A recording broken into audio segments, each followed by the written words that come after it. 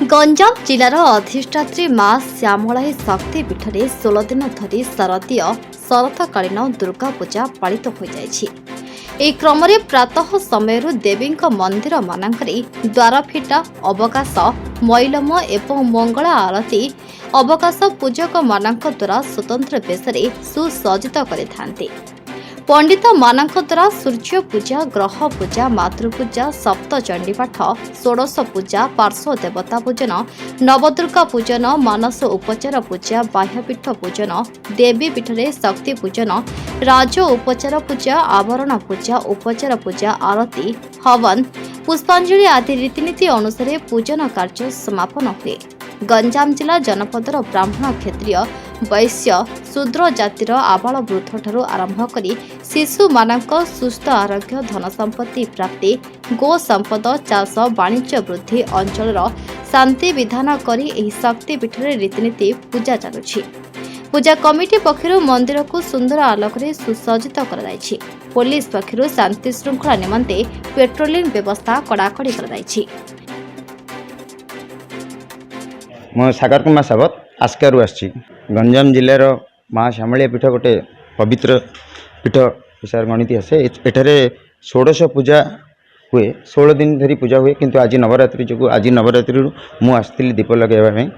ମାଙ୍କ ପାଖରେ କିଛି ସଦ୍ବୁଦ୍ଧି ସତ୍କର୍ମ କରିବା ପାଇଁ ସମସ୍ତଙ୍କର ପ୍ରେୟ ରହିଲା। ଭଗବାନ ମାଙ୍କ ଆଶୀର୍ବାଦ ଦରକାର ଥିଲା। ମଙ୍ଗଲ୍ୟ ମାଙ୍ଗଲ୍ୟ ଏଇଟା ତ ଜାଣିବାକୁ ପଡ଼ିବ। ସମସ୍ତଙ୍କର ଭଲ ହେବାଟା ହେଲେ ତ ଆମର ସେ ଭିତରେ ଭଲ ହେଲା, ତ ସମସ୍ତଙ୍କର ଭଲ ହଉ। ମାଙ୍କର ଆଶୀର୍ବାଦ ବ୍ଲେସିଂ ଅଛି ସମସ୍ତଙ୍କ ପାଖରେ। କରୋନା ପରି ମହାମାରୀ ଆଉ କେବେ ବି ରିଟର୍ନ ନ ହଉ, ମାଙ୍କ ପାଖରେ ଏତିକି ପ୍ରାର୍ଥନା। ମାଙ୍କ ପାଖରେ ତ ବିଶ୍ୱାସ ଆମ ମାନେ ପୁରା ସାରେଣ୍ଡର ହେବାର ଅଛି ମଣିଷ ଜୀବନରେ। ତେଣୁ ଆମମାନେ ଅଲରେଡ଼ି ସାରେଣ୍ଡର ଭଗବାନ ମାଙ୍କ ପାଖରେ। ସୋ ଆମେ ମାଙ୍କର ବିଷୟ ନେଇକରି ଆଉ ଆମେ କ'ଣ କହିବା, ସେ ତ ଜଗତ ଜନନୀ। ତେଣୁକରି ତାଙ୍କ ବିଷୟ କ'ଣ କହିବା। ଆସିଛୁ ଦୀପ ଲଗେଇକିରି ଖୁସିରେ ଯିବା ପାଇଁ।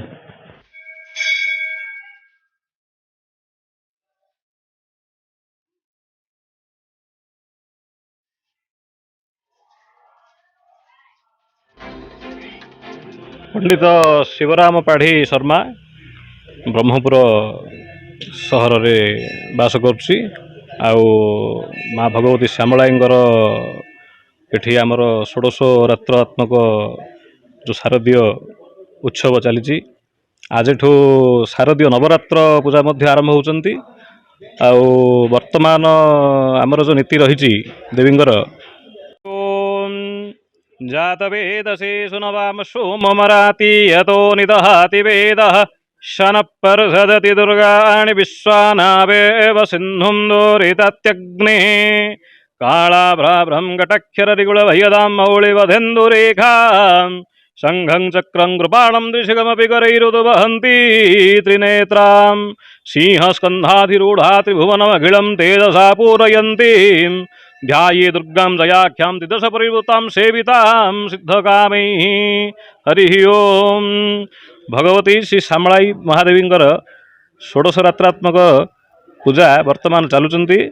आज नवरात्र पूजा मध्य आरंभ हो जाती। आमर वैदिक रीतिनीति रे घट मंडलादि पूजन, ता सहित सूर्य पूजा, ग्रह पूजा, अभिषेक, महाप्रभु शिवंकर मध्य एठी अभिषेक मध्य होउचंती। तापरे देवींकर मंडल घट मंडल आदि पूजा सरिला परे चंडीपाठ, सप्तशती चंडीपाठ हेबे। चंडीपाठ परे हवन कार्यक्रम हब, प्रसाद सेवन व्यवस्था हब। ये सब नीति नियम भितर आमर पूजा सब संपन्न होउची। आउ रहिला कथा ये बड़ यही आमर गंजाम जिल्लार ये गोटे प्रतिष्ठित पीठ। बहु लोकंर आस्था विश्वास मध्य पीठ उपर रही। आउ वर्तमान तो देवींकर चलीचंती, पर्व चलीचंती, भिड़ मध्य जमुची।